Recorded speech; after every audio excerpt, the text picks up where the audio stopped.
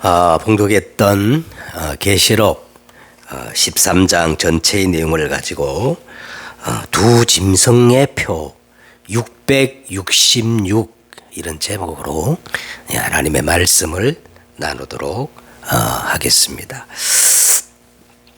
지난주에 이 땅에 일어난 모든 문제의 원인 제공자가 한 큰 붉은 용, 옛뱀, 마귀라고도 하고 사단이라고도 하며 온 천하를 깨는 자, 그 사자들, 악령, 귀신들이라고 그랬죠.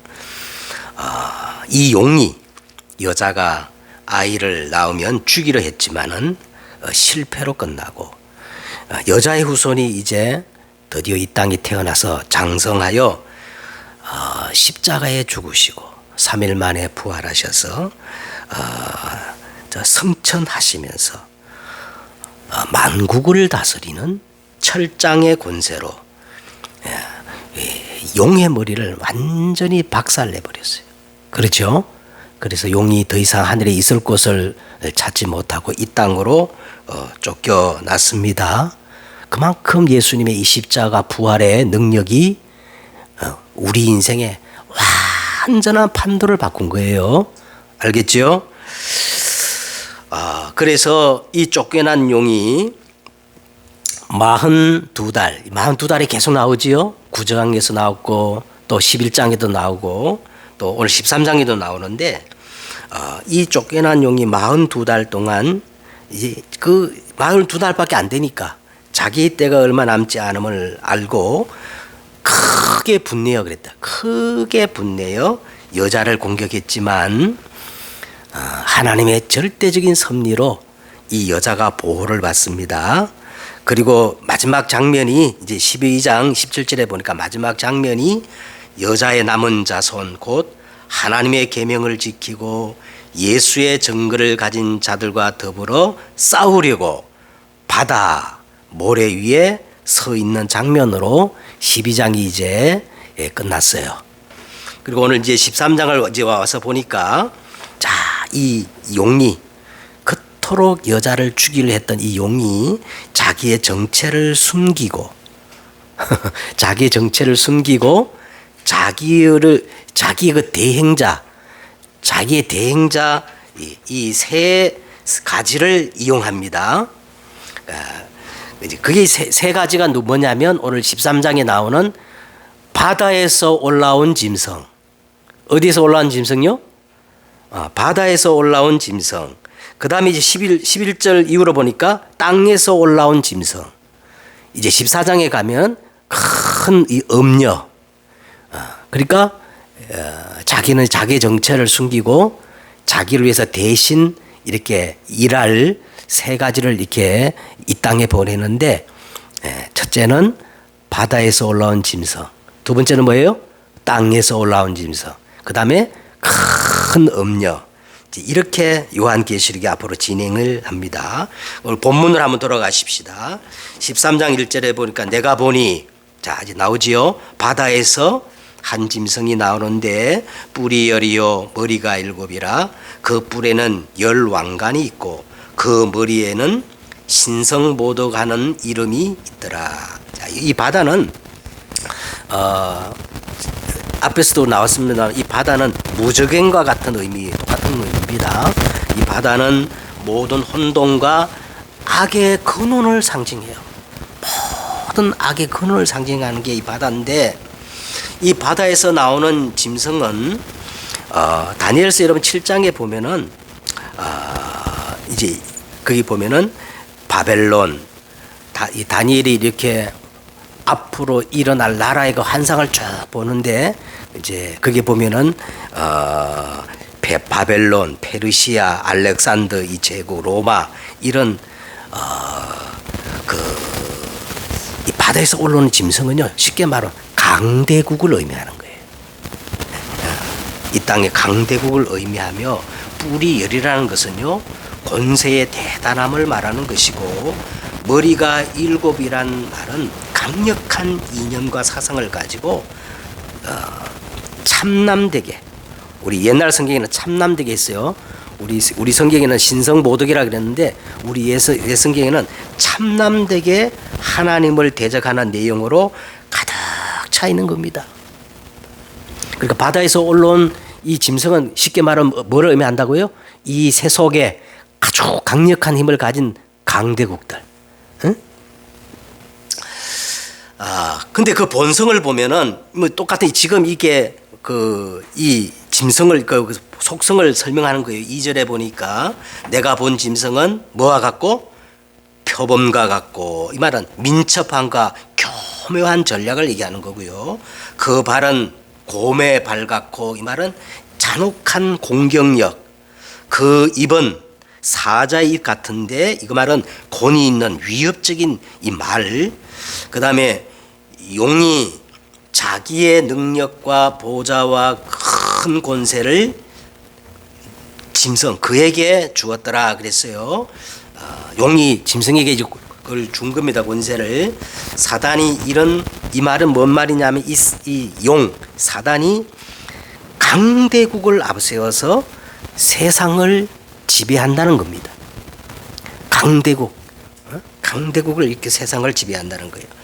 3절에 보세요.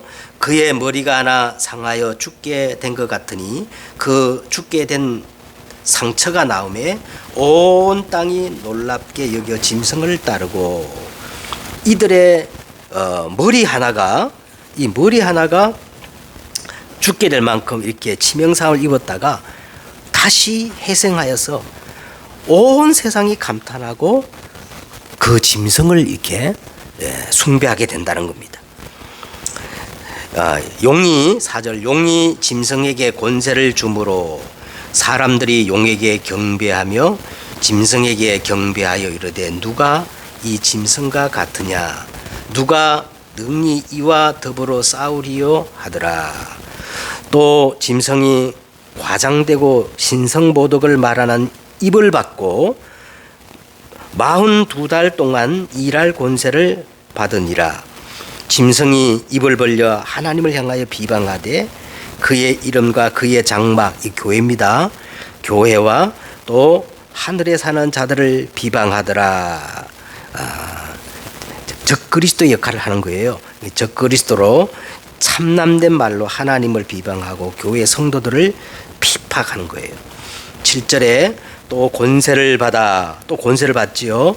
성도들과 싸워 이기게 되고 각 족속과 백성과 방언과 나라를 다스리는 권세를 받았으니 죽임을 당한 어린 양의 생명책에 기록되지 못하고 이 땅에 사는 자들은 다 그 짐승에게 경배하리라.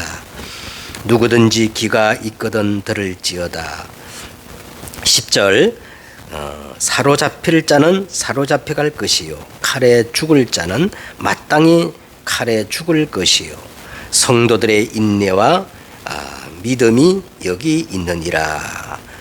자, 이제 이게 뭔 말이냐면 환난과 핍박은 하나님이 허락하신 것이란 거예요.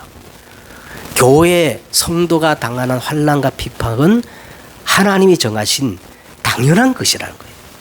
그런데 우리가 11장에는 그 기간이 42달, 1260일. 그러니까 이 여자를 하나님이 강야로 이렇게 내몬 것은 왜 그랬어요? 양육하기 위하여. 그죠? 그리스도의 신부로 양육하기 위하여 환난과 핍박은 당연한 것이다. 오늘 그 말이 지금 반복되고 있는 겁니다. 11절. 자, 이제 또 다른 짐승이 나타납니다. 11절 보세요. 내가 보니 또 다른 짐승이 이제는 어디서 올라오지요? 땅에서 올라오는 거예요. 아까는 바다에서 올라왔는데 오늘 11장의 이 짐승은 땅에서 올라오는 다른 짐승이에요.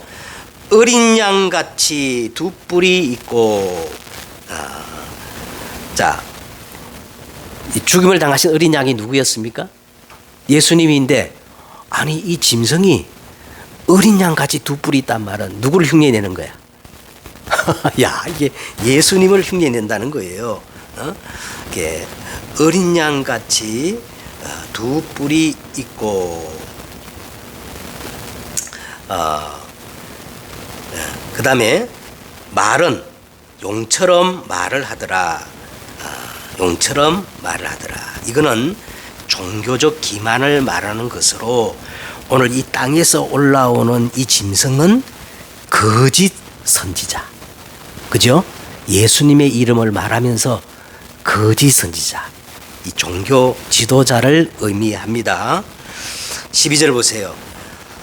그가 먼저 나온 짐승의 모든 권세를 그 앞에서 행하고 땅과 땅에 사는 자들을 처음 짐승에게 경배하게 하니 이 정치 세력과 결탁한다는 거예요. 곧 죽게 되었던 상처가 나온 자니라. 큰 이적을 행하되 심지어 사람들 앞에서 불이 하늘로부터 땅에 내려오게도 하고 또 짐승 앞에서 받은 바 이적을 행함으로 땅에 거하는 자들을 미혹하며 땅에 거하는 자들에게 이르기를 칼에 상하였다가 살아난 짐승을 위하여 뭐를 만들라? 우상을 만들라 하더라.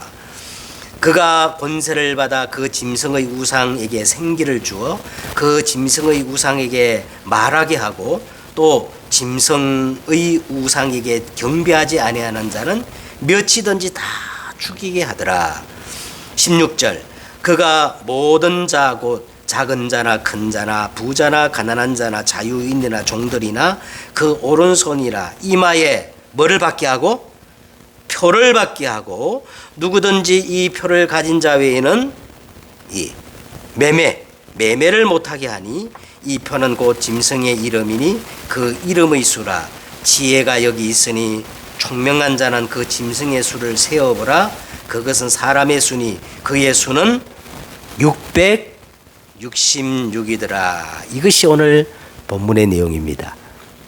666 많이 들어보셨죠? 그래서 오늘 제목이 짐승의 수 666 이런 제목인 겁니다. 먼저 오늘 서론적으로 이 짐승과 짐승이 하는 일을 우리가 살펴보겠습니다. 자,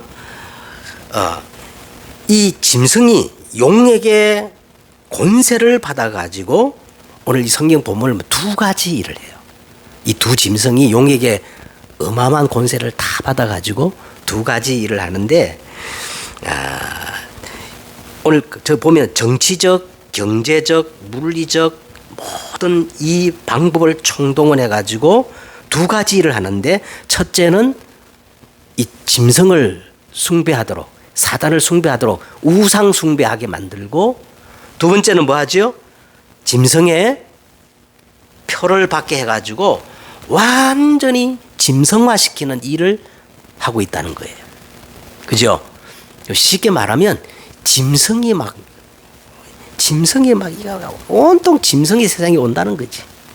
응? 자, 그러면 왜 오늘 이 계시록에서 짐승이라는 이 단어를 써가지고 묘사를 하느냐? 야, 이게 중요한 겁니다. 이 짐승은 바로 하나님의 형상과 반대되는 개념이에요. 그러니까 하나님이 우리 인간을 하나님 형상으로 지었는데 이 하나님의 형상을 잃어버리면 뭐가 되는 거예요? 오늘 계시록 13장 뭐가 되지요? 짐승이 되는 거예요. 그러니까 이 짐승이라는 개념은 하나님의 형상을 잃어버린 것을 짐승이라고 이렇게 묘사를 하는 겁니다. 그래서 우리가 오늘 서론적으로 그러면 우리가 이 하나님의 형상이라는 것이 뭔가를 먼저 분명히 이해해야 짐승의 이 개념이 자명해지는 거예요. 그러면 창세기 1장 27절과 28절에 보면은 하나님이 자기 형상 곧 하나님의 형상대로 사람을 창조하시되 그랬어요. 하나님이 원래 인간을 어떻게 지었었어요? 하나님의 형상과 모양대로. 이 말은 두 가지가 의미가 있습니다.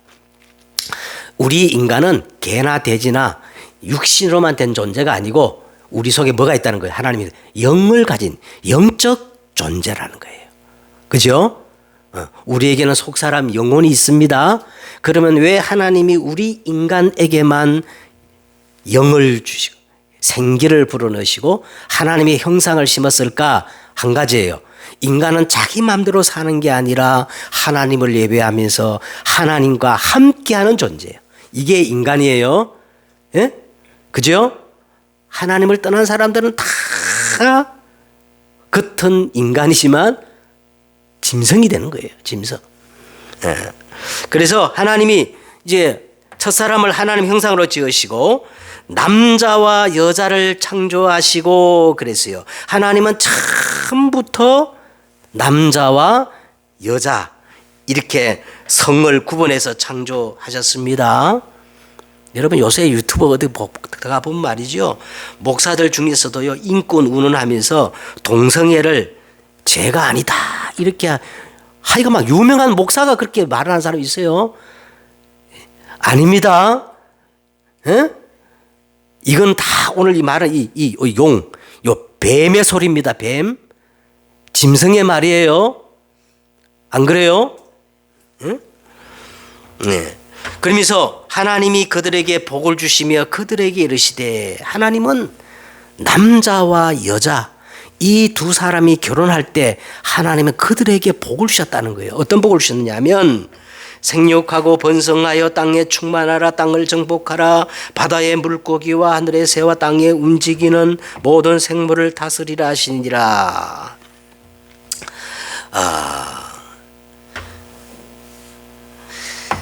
그래서 이 하나님의 형상을 가진 사람을 창세기 2장 8절에 보면 요 하나님이 동방의 에덴에 동산을 창설하시고 이 창설이란 말이 성막이라 그랬죠.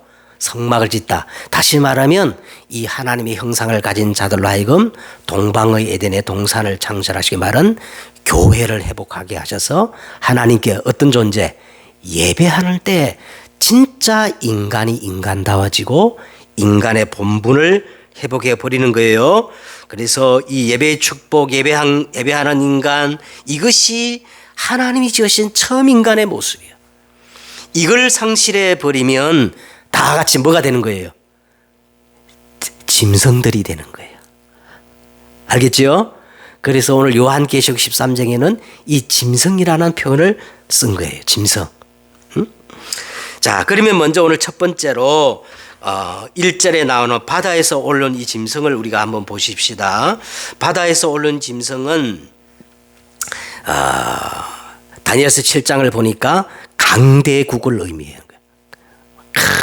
큰 권력과 힘을 가지고 이 강대국을 의미하는데 이 용이 바다에서 올라온 이 짐승에게 42달 동안 일할 권세를 주시면서 4가지 권세를 주십니다. 어떤 권세를 주시냐면 5절에 보니까 이 짐승이 과장되고 신성모독을 말하는 입을 받았다는 거예요. 입을. 그래서 막 참남한 말로 하나님을 대적하고 하나님을 비방하는 이런 입의 권세를 받았고 6절에 보니까 그의 이름과 그의 장막 교회입니다. 또 하늘에 있는 자를 비방하더라. 하늘에 사는 자들을 비방하더라. 이 말은 이제 교회와 성도들을 박해하고 핍박하는 권세를 받았다는 것이죠. 7절에 보세요. 또 권세를 받아 성도들과 싸워 이기게 되고 그랬어요. 어떤 권세를 받았다고요? 성도들과 싸워서 이기는 권세를 받았다. 성도들에게 막 환난과 비파, 심지어 성도들을 순교까지 죽인다 그랬죠. 이런 권세를 가졌다. 근데 여러분 우리가 이것을 잘 봐야 됩니다. 이거는 진짜 이기는 게 아니고 이겨 보이는 거예요. 자, 무슨 말인가 하면 자, 저들은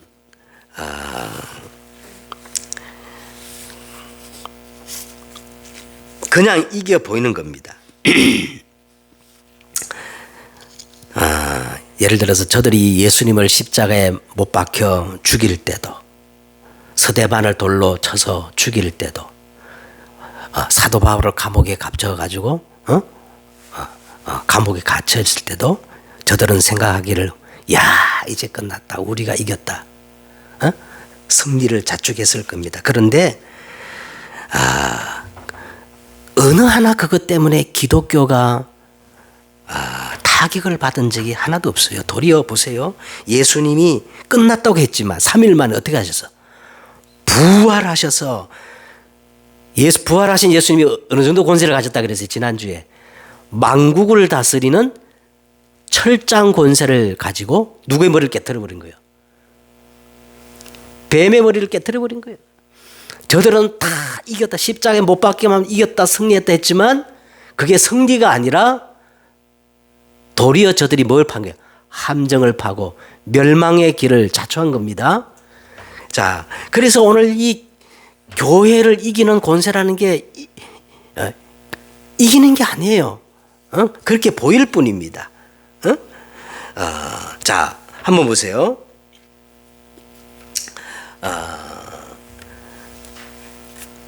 7절에 또 어떤 권세를 가지고 있느냐 하면 7절에 각 족속과 백성과 방언과 나라를 다스리는 권세를 받으니, 자, 이 말은 모든 나라를 다스리는 권세를 가지고 있다는 겁니다.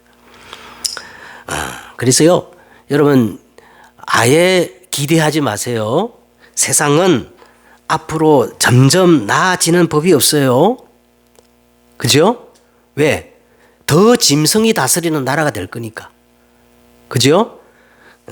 성경이 말하는 세상은 앞으로 점점 상황이 나빠지지 절대 좋아지지 않을 겁니다. 예? 자, 오늘 이 본문에 보니까 용이 짐승에게 5번이나 권세를 준다 이런 말이 나오는데, 용이 짐승에 준 이 권세는 막 굉장한 것 같지만은 오늘 성경을 자세히 보면은 진정한 권세가 아니에요. 자, 먼저 오늘 보세요. 오늘 용의 위치를 한번 생각해 보십시다. 용의 위치. 지금 지난주 우리 메시지를 들은 사람은 지금 지난주에 용이 예수님의 그 철장 권세로 머리가 박살내 가지고 지금 쫓겨난 상태야. 맞죠? 응? 이미 그 끝이 파멸이 결정된 자예요. 그런 자가 권세를 주면 무슨 권세를 줄 수 있겠어요? 안 그래요? 응? 그래서 뭐 여기 받았다 5번이나 나오는데, 보세요. 이 용이 활동할 수 있는 기간이 얼마라 그랬어요?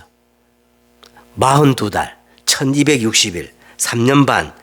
다시 말하면 이게 뭘 의미하느냐 하면 무한정의 그 기간이 아니고 제한된 권세라는 겁니다. 아니, 그가 진정한 권세를 가지고 있다면 42달이 그뿐 아니고요. 자기 뜻을 이룰 때까지 무진장의 권세를 사용해야 되지요. 그런데 이 42달의 권세도 누가 주신 겁니까? 하나님이 허락한 권세란 겁니다. 그래서 여러분, 사단이 가지고 막 위협하고 그런 것들은 진정한 권세가 아니라는 거예요. 이미 머리가 깨진 줄 믿습니다. 두 번째는 오늘 보니까 땅에서 올라온 짐승이 나옵니다. 11절부터 내가 보매 또 다른 짐승이 땅에서 올라오니, 자, 어린 양 같이 2뿔이 있고 용처럼 말하더라. 이게 참 어려운 게 뭐냐면 어린 양 같이 2뿔이 있고, 그래서요, 일찍 죽음을 당하신 어린 양 대신 예수 그리스도를 모방하고 있다는 거예요. 그 다 속지요. 입으로는 막 예수 그리스도 하나님 얘기하니까, 그죠? 응? 예수님처럼 참다운 중보자인 양 이렇게 흉내를 내고 있다. 그런데 말은 무슨 말을 합니까? 말은 무슨 말을 해요? 용의 말, 뱀의 소리를 하는 거예요, 이게.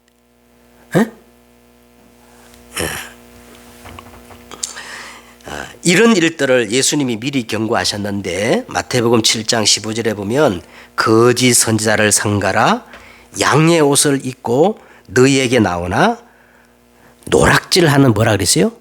일이라, 그렇게 말합니다. 그러면 양의 옷을 입고 아니면 어린 양처럼 이렇게 포장을 하고 이 나오는 것에, 이 거짓 복음에 우리가 속지 않으려면 참 복음이 뭔가를 우리가 확실하게 알아야 거짓 복음이 분명해지는 거 아니겠어요? 안 그렇겠어요? 참 복음이 뭔지를 모르는 사람은 이런 사람이 나타나면 다 넘어가요. 신천지 왜 넘어가느냐? 참 복음을 모르기 때문에 넘어가는 거예요. 안 그렇겠습니까? 자, 그러면 참 복음이란 게 뭐냐? 갈라디아 1장 7절에 보니까 사도 바울은 여기에 대해서 아주 강하고 명료하게 선언했어요. 다른 복음은 없나니. 다른 복음은 존재하지 않는다. 우리나 혹은 하늘에서 내려온 천사라도 우리가 너에게 전한 복음 외에 다른 복음을 전하면 뭐를 받을지어다? 저주를 받을지어다. 다른 복음은 없어. 그러면 바울이 이렇게 강력하게 명료하게 분명하게 선포하는 참 복음이 뭐냐? 로마서 여러분 1장 1절에 나옵니다. 로마서 1장 1절에 나오고 로마서 제일 마지막 끝 16절에 딱 이렇게 나와요. 그 참 복음이 뭐냐? 이 복음은 우리 주 예수 그리스도시니라. 따라해봐. 이 복음은 우리 주 예수 그리스도시니라. 오직 예수가 그리스도 되심만이 하나님의 참 복음이라는 거예요. 다른 복음은 없다는 거예요. 그러므로 예수 그리스도보다 다른 것을 더 강조하거나 섞인 복음을 말하거나 예수 그리스도와 전혀 상관이 없는 틀린 복음을 말하는 자는 아무리 천사의 말을 할지라도 다 땅에서 올라오는 양의 어린 양의 뿔을 가진 거짓 선지자라는 거예요. 짐승들이라는 거예요. 믿습니까? 아이고, 막 목사님 그래도 어떻게 짐승이라는 표현을 아니 성경이 그렇게 표현했잖아요 지금요. 다 짐승들이라고. 뱀의 말을 하는 뭐예요? 거짓 선지자. 용의 말을 대변하는 짐승들이라고 요한계시록이 지금 얘기하잖아요. 자, 그러면 오늘 우리가 이 바울이 말한 예수 그리스도 이 참복음을 깨달았다는 말의 의미가 도대체 뭘까요? 그 의미를 우리가 알기 위해서는요, 요한복음 17장 3절을 한번 보십시다.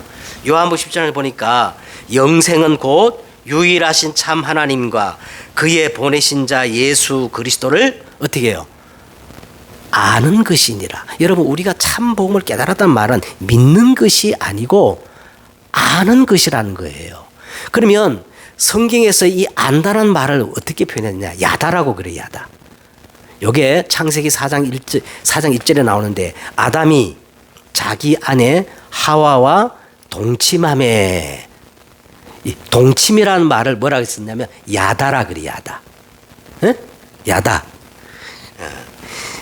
무슨 말이냐 하면 이것은 지식이 아니고 뭐 정보 지식이 아니고 실제적으로 사실적으로 아는 것을 말할 때, 체험적으로 아는 것을 말할 때 야다 그래요, 야다. 그러면 이 야다라는 말은 뭔 말이냐면, 여러분 부부가 동침하면 하나가 되잖아요, 그죠? 그죠? 이 안다라는 말은요, 정말 그리스도가 내가 하나가 되는 거예요. 이게 복음을 아는 거예요. 주님이 내 안에, 내가 주님 안에.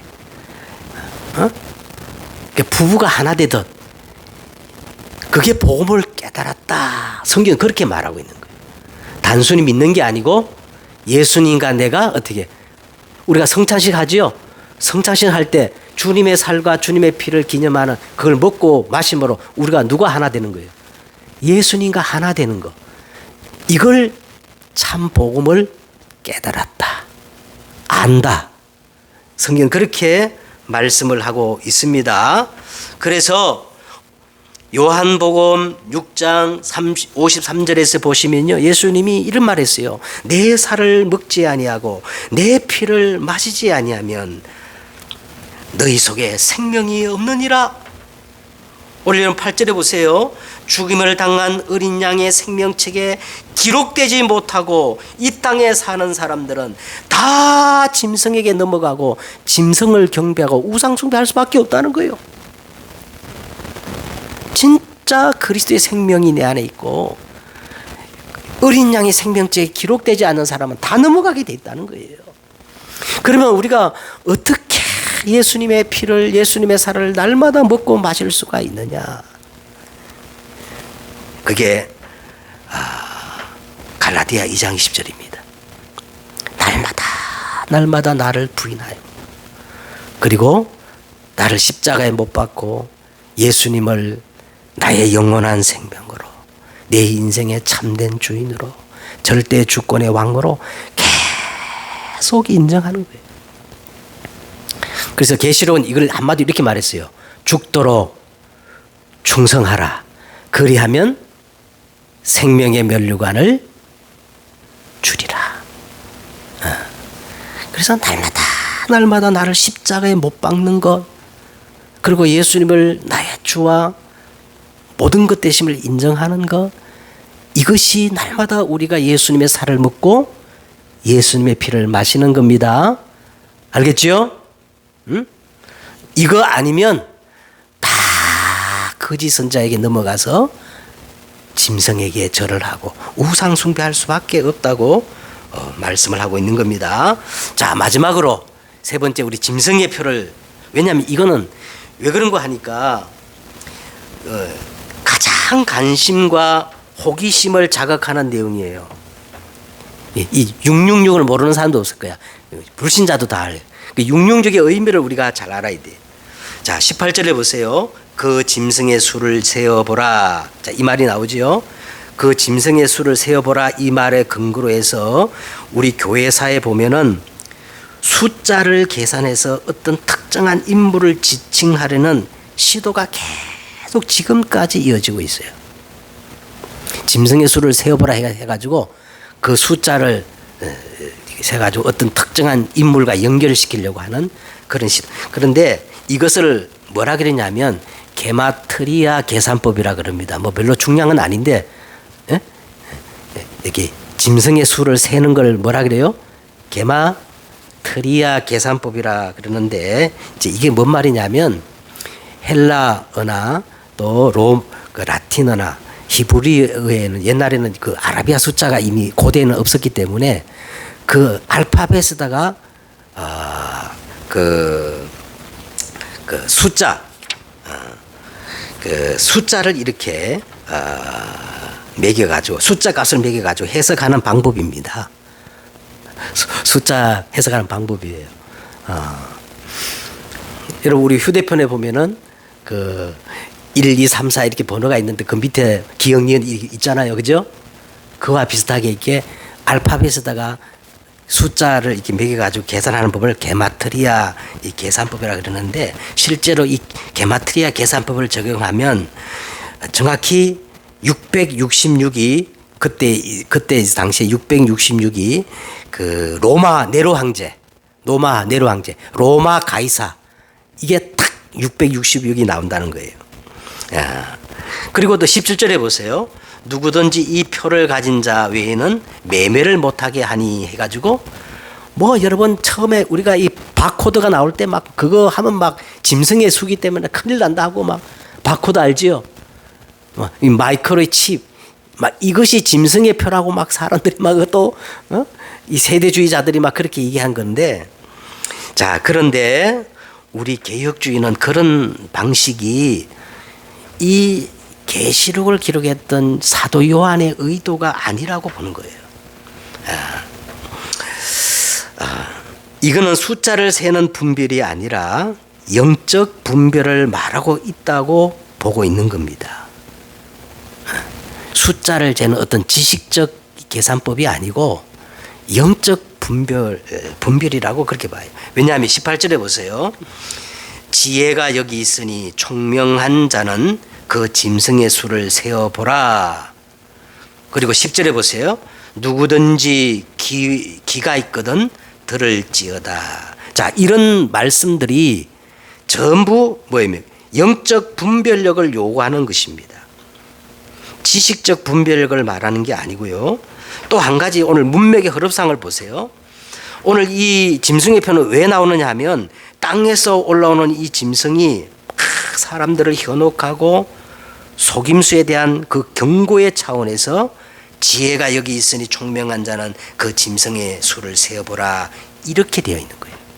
그러니까 이거는 숫자적인 어떤 분별력을 말하는 게 아니고 영적 분별력을 말하는 것이다.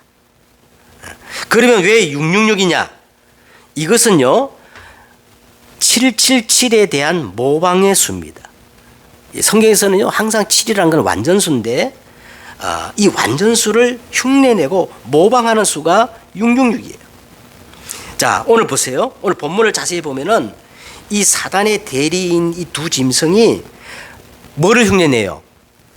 하나님을 흉내내가지고 우상 숭배하게 만들고 그 다음에 어린 양을 흉내내가지고 속이게 해서 막 발악하는 싸움이거든요. 이 발악의 최고점이 뭐냐면 666이라는 것이죠. 따라갈 수 없고 진짜일 수 없고 그리고 패망할 수밖에 없는 인간의 수, 사람 수라 그랬지요? 666입니다. 그래서 이 짐승의 표를 박해하는 그 이유가 뭐냐면 모든 사람을 누구의 형상으로 만드는 거예요? 짐승화시키는 거예요. 짐승. 하나님의 형상을 망가뜨리고 대신 무슨 형상을 심는 거예요? 그 짐승의 형상을 심는 것을 뭡니까? 짐승의 표 666이라는 거죠. 666. 양심의 하인밖에 해가지고 기질과 성품 모든 가치관과 소원과 목적을 짐승화시키는 방법으로 짐승의 표를 받게 하는 거예요. 자, 그러면 이 짐승의 표의 내용이 뭘까요? 우리가 창세기를 공부한 게 너무 다행이에요. 이 짐승의 표의 내용이 창세기에 나오는 거예요. 자, 하나님의 형상을 잃어버리니까 인간이 창세기 3장 자기 중심이 되어버리는 거예요. 창세기 6장 네피림 물질 중심, 그리고 창세기 11장 성공 중심. 이렇게 사람들이 막 여기 함정을 파가지고 절대 빠져나오지 못하도록 하는 게 뭐다? 짐승의 표를 받게 하는 것이다. 아멘. 자, 이제 결론을 맺도록 하겠습니다. 여러분, 우리가 사는 이 시대는 혼란과 혼돈의 시대. 어린 양처럼 두 뿔을 가지고 뱀의 소리가 지금 난무하는 시대입니다. 네? 우리는 어떻게 해야 정말 이 시대를 분별하고 정말 사단의 유혹에 빠지지 않겠습니까? 아니, 이 사단이 이토록 전략을 짜는데 우상 숭배하고 막 짐승의 표를 막 받게 하고 말이지. 네? 그렇다면 우리는요 짐승보다 더 앞서가야 되지 않겠어요? 응? 자, 오늘 보세요. 이 두 짐승이 표를 어디에 받게 하느냐 하면 이마와 오른손에 받게 하지요. 그죠? 예, 이거는 어디서 나오냐면 이것도 흉내 내는 건데 이 짐승이 이마와 오른손에 표를 받게 하는 것도 이 666 이 흉내를 내는 거예요. 어디에 흉내를 내느냐 하면 신명기 6장 8절을 모방하는 겁니다.